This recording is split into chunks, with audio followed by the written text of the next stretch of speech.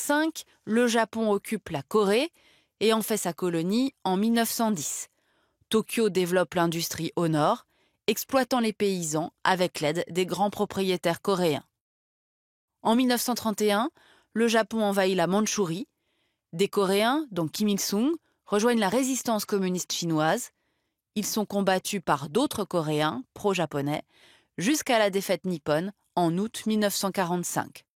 L'URSS occupe alors le nord et les États-Unis le sud du pays. Une frontière artificielle est tirée à la va-vite le long du fameux 38e parallèle pour que Séoul reste en zone sud.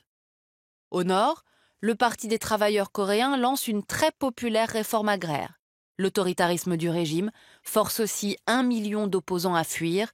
Au sud, les maquis communistes sont écrasés, faisant des centaines de milliers de morts. Des deux côtés, on s'arme pour réunifier le pays. Le 25 juin 1950, le Nord attaque le premier, soutenu par l'URSS et la Chine. Au nom de l'ONU, les États-Unis et 16 États, dont la France, contre-attaquent. Puis, 200 000 Chinois viennent soutenir leur allié du Nord.